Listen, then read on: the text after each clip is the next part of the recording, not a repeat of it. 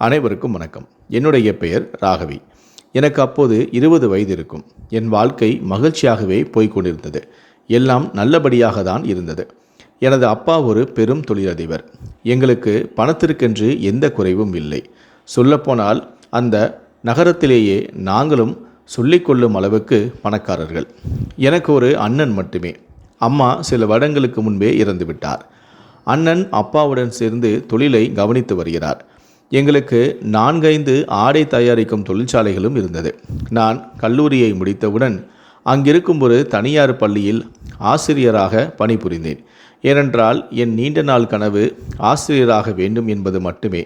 நான் நினைத்திருந்தால் வெளிநாடுகளுக்கு சென்று கூட படித்திருக்கலாம். ஆனால் பணத்திற்கு எந்த குறைவும் இல்லாததால் எனக்கு பிடித்த வேலையை செய்ய வேண்டும் என்று மட்டுமே நான் நினைத்தேன். எனக்கு பணம் ஒரு விஷயமே இல்லை. அதனால் கிடைக்கக்கூடிய சம்பளத்தை அங்கிருக்கும் ஏழை மாணவர்களுக்காக தேர்ந்தெடுத்து அவர்களின் கல்வி கட்டணத்தை அவர்களுக்கு தேவையான உதவியையும் நான் செய்து வந்தேன். எனக்கு அடுத்தவர்களுக்கு உதவி செய்வதென்றால் அவ்வளவு பிடிக்கும். உதவி செய்யும் பொழுது ஏற்படும் சந்தோஷமே தனிதான். இதை அப்பா ஆதரித்தாலும் அண்ணனுக்கு நான் செய்வது பிடிக்கவில்லை. அடிக்கடி அப்பாவிடம் பணம் வாங்கி உதவி செய்து கொண்டிருந்ததால் அண்ணன் பலமுறை என்னை கண்டித்ததும் உண்டு. அண்ணன் திருமண வயதை அடைந்ததால் அப்பா அவருக்கு என்று எங்களின் வசதிக்கேற்ற ஒரு பெண்ணாக பார்த்து திருமணம் செய்து வைத்தார். நானும் சந்தோஷமாக இருந்தேன். ஏனென்றால் வரப்போகும் அண்ணி எனக்கு ஒரு நல்ல தோழியாக இருப்பார் என்று. ஆரம்பத்தில் அனைத்துமே நல்லபடியாக சென்று கொண்டிருந்தது. அண்ணனுக்கு திருமணமானாலும் அப்பா சொல்லும் சொல்லை அவர் மீறவும் மாட்டார். அவர் எப்படியோ அண்ணியும் அதே போலவே நடந்தும் கொண்டார். ஆரம்பத்தில் அண்ணியும் என் மேல் பாசமாக நடந்து கொள்ள நானும் மகிழ்ச்சி அடைந்தேன். ஒரு நாள் நான் பள்ளியிலிருந்து திரும்பி வரும் பொழுது சாலையோரத்தில் நின்று கொண்டிருந்த ஒரு சிறுமியை காண நேரிட்டது. அவள் பார்ப்பதற்கு மிகவும் பாவமாக இருந்தாள். ஒவ்வொருடமும் கையேந்தி சாப்பிடுவதற்காக பணம் கேட்டுக்கொண்டும் இருந்தாள். அதை பார்த்து என் மனம் கலங்கியது. நானும் அந்த சிறுமியிடம் சென்று அவளை பற்றி விசாரிக்க ஆரம்பித்தேன். ஆரம்பத்தில் அவள் எதுவும் கூறவில்லை. பிறகு அவளுக்கு தேவையான பணத்தை கொடுத்த பின்பு லேசாக என் மேல் நம்பிக்கையும் கொண்டு அவள் என்னிடம் பேச ஆரம்பித்தாள். என்னுடைய பெயர் மீனாட்சி என்று அறிமுகம் செய்து கொண்டாள். எனது அம்மா சில வருடங்களுக்கு முன்பே இறந்து போனார். அவர் இறந்த பிறகு எனது அப்பா இரண்டாவதாக திருமணம் செய்து கொண்டார். அதன் பிறகு அவர்களுக்கு ஒரு ஆண் குழந்தையும் பிறந்தது. இருந்தாலும் அப்பா எப்பொழுதும் போல என் மேல் பாசமாக இருந்தார். ஆனால் சித்தியின் நடவடிக்கைகளில் பெரும் மாற்றம் ஏற்பட்டது. என்னை முன்பு போல அவர் கவனித்துக் கொள்வதும் இல்லை. எதற்கெடுத்தாலும் பேசுவதும் அடிப்பதுமாக இருந்தார். சரியான சாப்பாடு கூட கிடைக்காது. அப்பா அடிக்கடி வேலை விஷயமாக வெளியூர் சென்று விடுவார். இதனால் சித்தி செய்யும் கொடுமைகள் அவருக்கு தெரியவில்லை. நானும் சொல்லலாம் என்று பலமுறை முயற்சி செய்தேன். ஆனால் அப்பொழுதெல்லாம் சித்தி என்னிடம், நீ உனது அப்பாவிடம் நான் நடந்து கொள்வதை பற்றி கூறினால் உன்னை வீட்டை துரத்தி விடுவேன். அதன்படி நீ அனாதையாக தான் திரிய வேண்டும் என்று மிரட்டி வந்தார். அவருக்கு பயந்து நான் அப்பாவிடம் எதுவும் கூறவில்லை. சித்தியும் எனது படிப்பை நிறுத்தியது மட்டுமல்லாது வீட்டு வேலைகள் அனைத்தையுமே செய்ய சொல்லி கொடுமை செய்து வந்தார். போதாதற்கு எனக்கு கிழிந்த ஆடைகளை அணிவித்து தூரத்தில் உள்ள தெருக்களுக்கு சென்று ஒவ்வொருடமும் பசிப்பதாக கூறி பணம் வாங்கி வரும்படியும் கட்டாயப்படுத்தினார். நானும் அவரிடமிருந்து கிடைக்கும் அடியை தாங்க முடியாமல் அவர் சொன்னது போலவே செய்து வருகிறேன். அப்பொழுதுதான் எனக்கு சாப்பாடும் கிடைக்கும். அவர் நினைத்த பணம் கிடைக்கவில்லை என்றால் அன்று எனக்கு பட்னிதான் என்றும் சொன்னார். இப்பொழுது கூட நேற்றிலிருந்து பணமும் கிடைக்கவில்லை, சாப்பாடும் கிடைக்கவில்லை, பட்டினியாக தான் இருக்கிறேன் என்றாள். உங்களால் முடிந்தால் உண்மையாகவே எனக்கு சாப்பாடு வாங்கி கொடுங்கள், எனக்கு பசி மயக்கமாக வருது போல் உள்ளது என அழுது கொண்டே கூற நான் அவளின் கதையை கேட்டு துடித்து போனேன். உடனடியாக அருகில் இருந்த கடைக்கு சென்று அவளுக்கு தேவையான சாப்பாட்டையும் வாங்கி வந்து அந்த சிறுமியிடம் கொடுத்து அவள் உண்ணும் வரை அவளின் அருகிலேயே அமர்ந்தும் கொண்டேன். அவளும் பசி தாங்க முடியாமல் வெகு சீக்கிரமாகவே சாப்பிட்டு முடித்தாள். நானும் அவளுக்கு ஆறுதல் கூறி, இதை பற்றி நானே உனது அப்பாவிடம் பேசுகிறேன், உனது வீடு எங்கே உள்ளது என கேட்க பயந்து போன அவளும், நீங்கள் செய்த உதவிக்கு மிகவும் நன்றி, ஆனால் அப்பாவிடம் நானே பேசிக்கொள்கிறேன். என்னால் அப்பாவிற்கும் சித்திக்கும் சண்டை வருவதை நான் விரும்பவில்லை. எப்படியாவது அப்பா வந்தவுடன் அவரிடம் கூறி எங்கேயாவது ஆசிரமத்தில் சேர்த்து விடும்படி கூறிவிடுவேன். இதை பற்றி நான் ஏற்கனவே யோசித்து வைத்துள்ளேன். அதன் பிறகு எனக்கு சித்தியால் எந்த தொந்தரவும் இருக்காது என்றும் சொன்னாள். நீங்கள் என்னை பற்றி கவலைப்பட வேண்டாம். எல்லாம் சில நாட்கள்தான். நானும் அப்பாவின் வருகைக்காக தான் காத்து கொண்டிருக்கிறேன். நீங்கள் எனக்கு சாப்பாடு வாங்கி கொடுத்ததற்கு மிகவும் நன்றி என்றாள். நானும் அவளிடம் எவ்வளவோ கூறியும் பார்த்தேன். எனது வீட்டில் வந்து தங்கும்படியும் கூறி பார்த்தேன். ஆனால் அவள் வர மறுத்துவிட்டாள். நானும் வேறு வழியில்லாமல் என்னிடமிருந்த கொஞ்சம் பணத்தையும் அவள் கையில் வைத்துவிட்டு வந்துவிட்டேன். அதன் பிறகு கூட அவளை 2-3 முறை பார்த்தேன். அப்பொழுதும் அவளுக்கு அதே நிலைமைதான். அவளும் என்னிடம் இன்னும் எனது அப்பா வேலைக்கு சென்றவர் வரவில்லை, வந்ததும் தான் கூறிவிடுவேன் என தைரியமாக கூறினாள். எனக்கும் அவளின் தைரியத்தை பார்த்து நம்பிக்கை இருந்தது. அவள் எப்படியும் அப்பாவிடம் கூறிவிட்டு தனது வாழ்க்கையை வாழ்ந்து விடுவாள் என்று. அப்பொழுதும் என்னால் முடிந்த உதவியை அவளுக்கு செய்துவிட்டு தான் வருவேன். சில மாதங்கள் கழித்து அவளை நான் பார்க்கவே இல்லை. நானும் நினைத்து கொண்டேன், அப்பாவிடம் கூறி வேறு எங்கேயோ படிக்க சென்றிருப்பாள் என்று. ஒரு நாள் நான் பள்ளியில் பாடம் நடத்தி கொண்டிருக்கும் பொழுது அலுவலகத்திலிருந்து எனக்கு தொலைபேசி அழைப்பு வந்திருப்பதாக கூறினார்கள். நானும் என்னவாக இருக்கும் என்று பதறி போய் அலுவலகத்தை நோக்கி ஓடினேன். ஏனென்றால் சில ஆபத்தான நேரங்களில் மட்டுமே அலுவலக தொலைபேசியை குடும்பத்தார்கள் தொடர்பு கொள்வார்கள். நானும் சென்று என்னவென்று விசாரிக்க எனக்கு ஒரு பேரதிர்ச்சி காத்திருந்தது. எங்களது தொழிற்சாலையில் பணிபுரியும் மேனேஜர் என்னிடம் பேசினார்.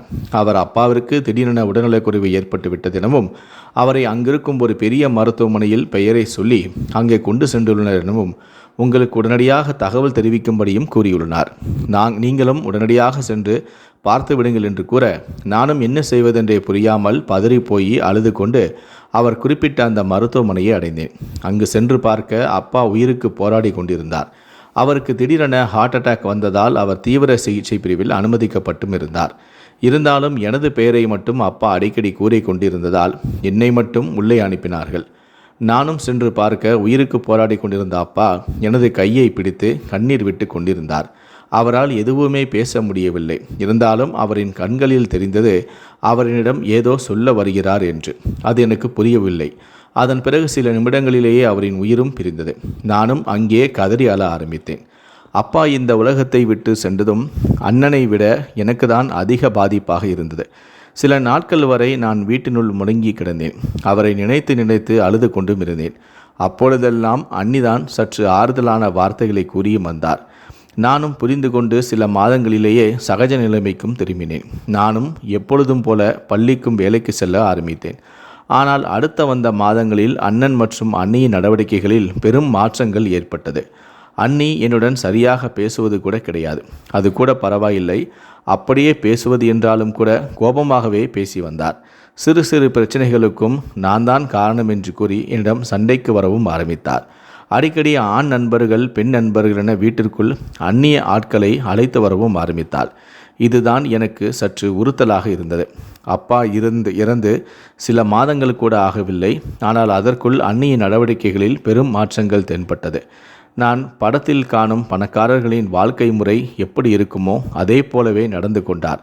வீட்டினுள் பாட்டு கும்மாளம் என ஆரம்பித்தனர். ஒரு கட்டத்தில் மது அருந்தவும் ஆரம்பித்தனர். எனக்கு இது சுத்தமாக பிடிக்கவில்லை. சில நாட்கள் வரை பொறுத்து கொண்டிருந்த என்னால் அதற்கு மேலும் பொறுக்க முடியவில்லை. அன்னையிடம் சென்று இதையெல்லாம் நிறுத்தும்படியும் கூற, மது போதையில் இருந்த அவரால் தனது நண்பர்களுக்கு முன்னால் தான் அப்படி கூறியதை ஏற்றுக்கொள்ள முடியவில்லை.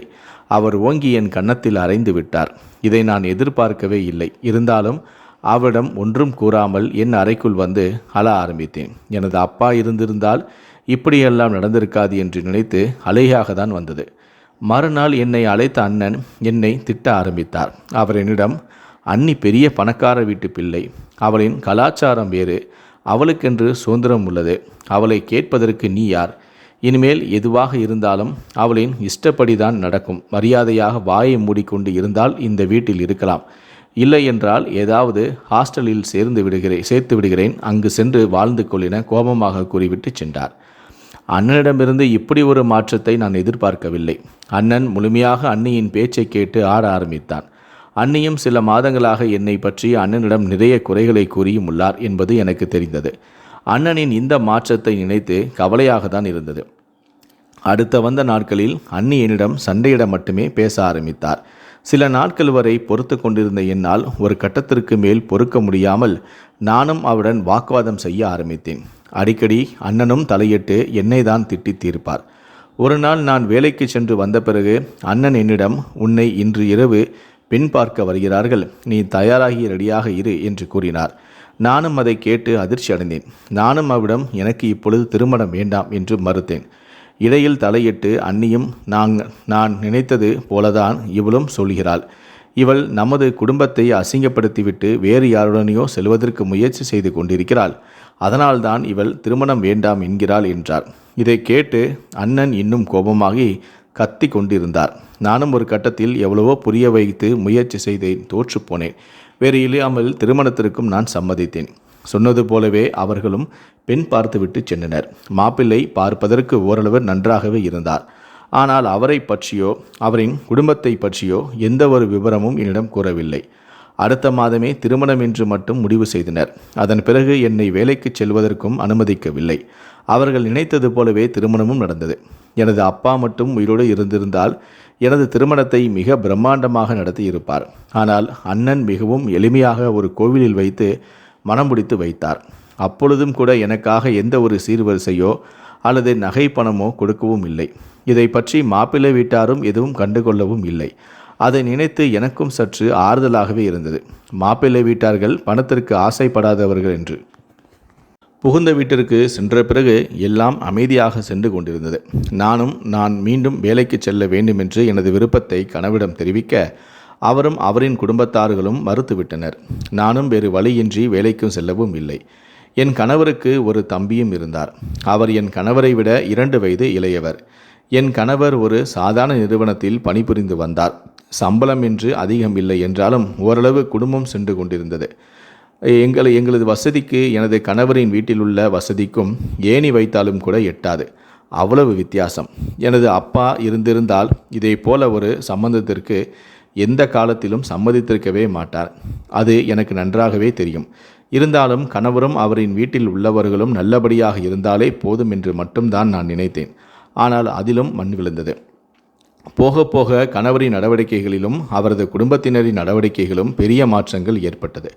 அவர்களிடம் உனது அண்ணி திருமணத்திற்கு முன்பு எங்களிடம் நிறைய வரதட்சணை கொடுப்பதாக கூறினார். ஆனால் இதுவரை எங்களுக்கு எதுவுமே செய்யவில்லை. நாங்கள் பெரிய இடத்தில் சம்மதம் வைத்து கொண்டால் நிறைய வரதட்சணை கிடைக்கும் என்று நினைத்தோம். ஆனால் நீயும் அதை பற்றி எதுவுமே கூறவில்லை. உன்னை உனது அண்ணியும் அண்ணனும் ஏமாற்ற நினைக்கிறார்கள். நீ அமைதியாகவே இருக்கிறாய். அவரிடம் கூறி உனக்கு சேர வேண்டிய வரதட்சணையை கொண்டு வா என தொல்லை செய்ய ஆரம்பித்தனர். அவர்கள் சொல்வது சரியாக தான் இருந்தது. அப்படி இருந்தாலும் எனக்காக பங்கை நான் பெற்றுதான் ஆக வேண்டும். ஒரு நாள் நானும் அண்ணியிடம் எனது பங்கை பற்றி விசாரிக்க அண்ணனும் நமது அப்பா இருந்தவரை தொழில் நன்றாக தான் சென்று கொண்டிருந்தது. ஆனால் சில மாதங்களாக கடுமையான நஷ்டம் ஏற்பட்டு அனைத்தும் கடனில் மூழ்கிவிட்டது. உனது புகுந்த வீட்டாரிடம் சொல் என்றும் சில மாதங்களில் எப்படியும் ஏற்பாடு செய்து தருகிறேன் என்றும் சொன்னார். அதுவரை பொறுமையாக இருக்கச் சொல் என்றார். நானும் அமைதியாக திரும்பி வந்து கணவரிடம் தெரிவிக்க அவர்களும் அமைதியாக தான் இருந்தனர். ஆனால் நான் மாமியார் தான் சற்று கோபமாக காணப்பட்டார். அதன் பிறகு என் கணவனின் தம்பிக்கும் திருமணம் நடந்தது. கணவனின் தம்பியின் மனைவி நிறையவே வரதட்சணை கொண்டு வந்திருந்தாள். அதை பார்த்து மாமியாரின் முகத்தில் அவ்வளவு மகிழ்ச்சி. 2வது மருமகளைத்தான் எப்பொழுதுமே பெருமை பேசி கொண்டிருந்தார். வீட்டிற்கு வந்து செல்லும் உறவினரிடமும் அவளை பற்றியே தான் கூறிக்கொண்டும் இருப்பார். ஆரம்பத்தில் இது எனக்கு கொஞ்சம் கவலையாக இருந்தாலும் போக போக பழகிவிட்டது. இதை பற்றியும் நான் கவலைப்படாமல் எனது வேலைகளை மட்டுமே செய்து வந்தேன். சில நாட்களிலேயே கணவரின் தம்பியும் மனைவியின் நகைகளை வைத்து சொந்தமாக தொழிலை ஆரம்பித்தார். அதை பார்த்து மாமியாரும் எனது கணவரும் என்மேல் கோபம் கொள்ள ஆரம்பித்தனர். நான் வரதட்சணையாக எதுவுமே வாங்கி வரவில்லை என்றும் அவர்களின் கோபம் மெல்ல மெல்ல கொடுமையாக மாறியது. தேவையில்லாத விஷயங்களுக்கு எல்லாம் மாமியாரிடம் சண்டையிடவும் ஆரம்பித்தார். கணவரும் அவருடன் சேர்ந்து கொண்டு சில சமயங்களில் என்னை அடிக்கவும் செய்தார். நானும் அனைத்தையுமே பொறுத்து கொண்டு அமைதியாக தான் இருந்தேன். அவர்களோடு எனது கணவனின் தம்பியும் மனைவியும் சேர்ந்து கொண்டார். என்னை மட்டும் தனியாக வைத்து கொடுமைகளை செய்ய ஆரம்பித்தனர். ஒரு சமயம் நான் 3 மாத கர்ப்பமாக இருந்தேன். அப்பொழுது ஏற்பட்ட ஒரு சிறிய பிரச்சனையில் கர்ப்பமும் கலைந்து போனது. அதை நினைத்து நான் துடிதுடித்து போனேன். நான் அதிலிருந்து மீண்டு வரவே சில வாரங்களும் ஆனது. ஆனால் அதை பற்றி கணவரின் வீட்டில் உள்ளவர்களுக்கு எந்த கவலையும் இல்லை. அவர்களுக்கு தான் வரதட்சணை வாங்கி வரவில்லை என்ற கோபம் மட்டுமே அதிகமாக இருந்தது.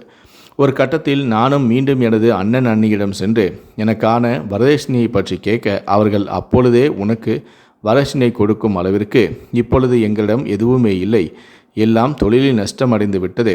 அது மட்டுமல்லாமல் இருக்கும் இந்த வீட்டை அப்பா எனது பெயரில் எழுதி வைத்துள்ளார். அதையும் உன்னிடம் கொடுத்து விட்டால் நாங்கள் என்ன செய்வது? எங்களால் எதுவுமே செய்ய முடியாது. இனிமேல் பணம் காசு என்று எங்களிடம் எதையுமே எதிர்பார்க்காதே, உனது வாழ்க்கையை நீயே பார்த்துக்கொள்ளென திருப்பி அனுப்பினர். நான் வெறுங்கையுடன் திரும்பி வந்ததை அறிந்த கணவனும் குடும்பத்தாரும் இன்னும் கோபம் கொள்ள ஆரம்பித்தனர். ஒரு கட்டத்தில் எனது தம்பியின் மனைவி எனது மாமியாரிடம் அவளை விவாகரத்து செய்து விடுங்கள், அதற்கு பதிலாக உங்கள் மூத்த மகனுக்கு எனது தங்கியை நான் திருமணம் செய்து வைத்து விடலாம் என்றார். நீங்கள் எதிர்பார்த்ததற்கு மேலாகவே எனது அப்பா வரதட்சணை செய்து வைப்பார் என ஆசை வார்த்தைகளை கூறினார். மாமியாரும் பணத்தாசையால் சரி என்று சம்மதித்தார். அதை பற்றி கணவரிடமும் பேசப்பட்டது. ஆனால் எனது கணவர் ஆரம்பத்தில் சம்மதிக்கவில்லை. பிறகு மாமியார் தான் கொஞ்சம் கொஞ்சமாக சம்மதிக்க வைத்தார். அதன் பிறகு கணவனிடம் விவாகரத்து கொடுக்கும்படியும் கேட்டுக்கொண்டார். ஆனால் நான் விவாகரத்து கொடுப்பதற்கு சம்மதிக்கவில்லை. நான் அவரிடம் உங்களுக்கு வரதட்சணை வேண்டுமென்றால் நான் வேலைக்கு சென்று உங்களுக்கு தேவையான வரதட்சணையை தருகிறேன் என்றேன். ஆனால் அதற்கும் அவர்கள் சம்மதிக்கவில்லை. விவாகரத்து வேண்டுமென்று ஒரே பிடியாக நின்றனர். நான் விவாகரத்து கொடுக்க மறுத்ததால் அடிக்கடி சண்டைகள் வர ஆரம்பித்தது. சில சமயம் சண்டைகள் அதிகமானால் பக்கத்தில் இருக்கும் வீட்டு சேர்ந்தவர்கள் சமாதானப்படுத்திவிட்டு செல்வர். அப்பொழுதெல்லாம் அவர்கள் எனக்கு தான் சாதகமாக கூறிவிட்டு செல்வர். இதனால் எனது கணவரின் வீட்டாருக்கும் கொஞ்சம் பயம் இருந்தது. எங்கே நாம் அவளை துன்புறுத்துவது வெளியே தெரிந்தால் வேறு ஏதாவது பிரச்சனை வந்துவிடுமோ என்றும் பயந்தனர். சில மாதங்கள் வரை இப்படியே சென்றது. நானும் கணவர் வீட்டில் சமாதானமாகி விடுவார்கள் என்று நம்பிக்கையுடன் இருந்தேன். வீட்டில் உள்ள வேலைகளை நானே பார்த்தும் வந்தேன். ஆனால் அவர்களின் நடவடிக்கைகளில் எந்தவிதமான மாற்றமும் உண்டாகவில்லை. சில நாட்களாக எனக்கும் உடல்நிலை சற்று மாற்றம் ஏற்பட்டது. இப்பொழுது எல்லாம் அடிக்கடி உடல்நிலை சரியில்லாமலும் போய்கொண்டிருந்தது. நானும் வேலையை பார்த்ததின் காரணமாக அப்படி இருக்கலாம் என்று இருந்து விட்டேன். ஆனால் ஒரு நாள் எனக்கு உடல்நிலை மிகவும் கடுமையாக பாதிக்கப்பட்டது. கடுமையான தலைவலியும் வாந்தியும் ஏற்பட அருகிலிருந்த மருத்துவமனைக்கு சென்று காண்பித்தேன். என்னை பரிசோதித்த அவர்களும் உடனடியாக பக்கத்து நகரத்தில் உள்ள அரசு மருத்துவமனைக்கு அனுப்பி வைத்தனர். அங்கு செல்ல எனக்கு உடல்நிலை இன்னும் மோசமாக தொடங்கியது. சில மணி நேரங்களிலேயே நான் சுயநினைவை இழந்து போனேன். என்ன நடந்தது என்றே எனக்கு தெரியவில்லை. கண் விழித்து பார்க்க எனது அருகே இளம் பெண் மருத்துவர் ஒருவர் அமர்ந்திருந்தார். நான் கண் விழித்ததின் சந்தோஷம் அவரின் கண்களில் தெரிந்தது. அவரும் என்னிடம் அக்கறையாக நலம் விசாரித்தார். நானும் நன்றாக உள்ளதாக கூற அவரும் சந்தோஷமடைந்தார். பிறகு நானும் எனக்கு என்னவாயிற்று என்று கேட்க அவர் அதிர்ச்சியான ஒரு உண்மையை கூறினார். அதாவது எனக்கு விஷம் கொடுக்கப்பட்டிருப்பதாக. தானும் அதை கேட்டு அதிர்ச்சி அடைந்தேன். பின்பு அந்த பெண் மருத்துவரிடம், நீங்கள் இங்கு சேர்ந்து 10 நாட்களுக்கு மேல் ஆகிவிட்டது. 10 நாட்களாக சுயநினைவு இல்லாமல் தான் இருந்தீர்கள். உங்களுக்கு சில மாதங்களாகவே கொஞ்சம் கொஞ்சமாக கொல்லக்கூடிய விஷம் கலந்து கொடுக்கப்பட்டுள்ளது. அது உங்களுக்கே தெரியவில்லை என்றார். நானும் அதிர்ச்சி அடைந்து எனக்கு இப்படி செய்தது யார் என்று கேட்க அவர் கூறிய உண்மை என்னை மேலும் அதிர்ச்சியடைய வைத்தது. அவர் என்னிடம், அதற்கு காரணம் உங்கள் மாமியாரும் வீட்டில் உள்ள அனைவரும் தான், இதில் உங்களது கணவரும் அடக்கம் என்றார். அதை கேட்டு நான் அதிர்ந்து போனேன். அவர் மேலும், உங்கள் கணவருக்கு நீங்கள் விவாகரத்து கொடுக்கவில்லை என்பதற்காக உங்களை கொஞ்சம் கொஞ்சமாக கொல்வதற்கு திட்டமிட்டிருந்தனர். அதன்படி யாருக்கும் சந்தேகம் வராமல் நீங்கள் சாப்பிடும் சாப்பாட்டில் விஷத்தை கலந்து கொடுத்துள்ளனர். இதை அவர்களே காவல்துறையிடமும் ஒப்புக்கொண்டுள்ளனர் என்றார். அதை கேட்ட எனக்கு அதிர்ச்சியாகவும் ஆச்சரியமாகவும் இருந்தது. அவர் என்னிடம், அவர்களை காவல்துறையில் ஒப்படைத்ததே நான் தான். ஏனென்றால் உங்களுக்கு சிகிச்சை தொடங்கிய பிறகு உங்கள் மாமியார் உங்களின் கணவரின் தம்பியும் மனைவியும் என்னிடம் பேசினர். அவர்கள் என்னிடம் 2 லட்சம் ரூபாய் தருவதாகவும் உங்களுக்கு சிகிச்சை அளிக்காமல் அப்படியே விட்டுவிடும்படியும் கேட்டுக்கொண்டனர். எனக்கு அதிர்ச்சியாக இருந்தது. உங்கள் வாழ்க்கையில் என்ன நடக்கிறது என்று தெரிந்து கொள்ள ஆசைப்பட்டேன். நானும் அப்பொழுது அவர்களிடம் சரி என்று சம்மதித்தேன். பிறகு மறுநாள் அவர்களும் பணத்தை எடுத்துக்கொண்டு என்னை தனியாக சந்தித்து பேச ஆரம்பித்தனர். நானும் அவரிடம் என்ன காரணத்துக்காக உங்களுக்கு சிகிச்சை அளிக்க வேண்டும் என்று கேட்க அவர்கள்தான் உண்மையை கூறினார்கள். நீங்கள் அந்த வீட்டில் இருப்பது யாருக்கும் பிடிக்கவில்லை என்றும் உங்களை எப்படியாவது வீட்டை விட்டு வெளியேற்றவும் நினைத்துள்ளனர். ஆனால் அக்கம்பக்கத்தினருக்கு தெரிந்தால் பிற்காலத்தில் ஏதாவது பிரச்சனையாகி விடுமோ என்று நினைத்து உங்களை உடல்நிலை சரியில்லாமல் வைத்து அதன் பிறகு மரணம் அடையும்படி திட்டம் தீட்டியுள்ளனர். இதற்காக தான் உங்களுக்கு விஷம் கொடுத்து வந்துள்ளனர். நான் அவர்கள் சொன்னதற்கு சம்மதித்தால் அனைத்து உண்மைகளையும் என்னிடம் கூறினர். ஆனால் நானோ அவர்களுக்கே தெரியாமல் அவர்கள் கூறியதை படம் பிடித்து வைத்து பிறகு அவர் சென்ற பிறகு காவல்துறையிடம் சென்று புகாரும் செய்தேன். அவர்களும் துரிதமாக செயல்பட்டு உங்கள் குடும்பத்தில் உள்ள அனைவரையுமே கைது செய்து சிறையில் அடைத்துள்ளனர். நீங்கள் கண் விழித்த விஷயமும் காவல்துறைக்கு தெரிவிக்கப்பட்டுள்ளது. அவர்களும் இன்னும் சிறிது நேரத்திலேயே இங்கு வந்து விடுவார்கள். நீங்கள் புகார் மட்டும் கொடுத்தாலே போதும், அவர்கள் நிச்சயமாக தண்டனை கிடைக்கும் என்றார். எனக்கு அவர் கூறியது ஒருபுறம் அதிர்ச்சியாக இருந்தாலும் மறுபுறம் வேதனையாகவும் இருந்தது. பணத்திற்காக என்னை கொல்ல துணிந்து விட்டார்களே என்று. நானும் அவர்கள் மேல் புகார் கொடுப்பதாக உறுதியளித்த பின்னர் மருத்துவருக்கும் நன்றிகளை கூறி மருத்துவனிடம், அக்கா, நீங்கள் நன்றி கூற வேண்டிய அவசியமே இல்லை. நீங்கள் ஏற்கனவே செய்த உதவிக்கு நன்றி கடனாக தான் இதை உங்களுக்கு நான் செய்துள்ளேன் என்றார். நான் அவர் கூறியதை கேட்டு புரியாமல் நின்றேன். அதற்கு அவரோ, அக்கா, என்னை தெரியவில்லையா? பல வருடங்களுக்கு முன்னால் சாலையோரத்தில் பிச்சை எடுத்து கொண்டிருந்த எனக்கு நீங்கள் பலமுறை சாப்பாடு வாங்கி கொடுத்து பணமும் தந்துவீர்கள். அந்த சிறுமிதான் நான். நீங்கள் எனக்கு உதவி செய்த பிறகு சில மாதங்களிலேயே எனது அப்பா இறந்து விட்டார். சித்தியின் கொடுமையும் இன்னும் அதிகமானது. ஒரு கட்டத்தில் என்னை விற்பதற்கே முயற்சி செய்தார். நான் அவரிடம் இருந்து தப்பித்து ரோட்டில் சுற்றி கொண்டிருக்க எதிர்பாராத விதமாக ஒரு தம்பதியினரின் வாகனத்தில் மோதிவிட்டேன். அவர்கள்தான் என்னை மருத்துவமனையில் சேர்த்து அவர்களின் வீட்டிற்கே அழைத்து சென்றனர். அவர்களுக்கு குழந்தை இல்லாததால் தன்னுடைய சொந்த பிள்ளை போல என்னை கவனித்தும் கொண்டனர். அவர்கள்தான் என்னை நன்றாக படிக்க வைத்து மருத்துவராக்கினர். உங்களைப் போல உதவி செய்யும் மனம் கொண்டவர்களை சந்தித்ததால் தான் எனக்கு உதவி செய்ய வேண்டும் என்ற எண்ணமே தோன்றியது. அதனால்தான் ஒருபோது சேவையாக இந்த மருத்துவமனையில் நான் பணியாற்றுகிறேன். அதற்கு நான் தான் உங்களுக்கு நன்றி கூற வேண்டும். அது மட்டுமல்லாது உங்களுக்கும் இப்பொழுது ஆதரவு இல்லை என்பதால் எந்த மறுப்பும் சொல்லாமல் தயவு செய்து என்னுடனே வந்து தங்கிக் கொள்ள வேண்டும். அப்பொழுதுதான் நான் உங்களிடம் பட்ட கடனை முழுமையாக அடைக்க முடியும். தயவு செய்து வேண்டாம் என்று மறுத்து விடாதீர்கள் என்று கெஞ்சி கேட்டு கொண்டிருந்தார். எனக்கும் மருத்துவர் கூறியதை நினைத்து கண்ணீர் வந்தது. நானும் அவரின் பேச்சை மறுக்க முடியாமல் சரி என்று சம்மதித்தேன். பிறகு உடல்நலமும் சற்று சீராக மருத்துவர் சொன்னது போலவே கணவர் வீட்டில் உள்ள அனைவரின் மேலும் புகார் தெரிவிக்க அவர்களும் நன்றாக விசாரித்து அவர்களுக்கு தண்டனை வாங்கியும் தந்தனர். அதோடு மட்டுமல்ல, மருத்துவர் தனக்கு தெரிந்த வழக்கறிஞரை வைத்து என் அண்ணனிடமிருந்து எனக்கு சேர வேண்டிய சொத்தையும் பற்றி வழக்கும் தொடர்ந்தார். நாங்கள் எதிர்பார்க்காமலேயே அப்பா அனைத்து சொத்துக்களையும் சரிபாதியாக என் மேல் எழுதி வைத்திருந்தார். சில மாதங்களில் அதுவும் எனது கைக்கு வந்தது. பிறகு நானும் மருத்துவரும் சேர்ந்து அப்பாவின் பெயரில் ஒரு பள்ளியை ஆரம்பித்து அங்கு ஏழை எளிய குழந்தைகளுக்கு இலவசமாக கல்வி கற்க ஏற்பாடும் செய்தோம். அதன் பிறகு நான் திருமணம் ஏதும் செய்து கொள்ளவில்லை. எனது பள்ளியில் படிக்கும் குழந்தைகள்தான் எனது குழந்தைகள் என்று நினைத்து அவர்களின் மேல் அன்பை காட்டத் தொடங்கினேன்.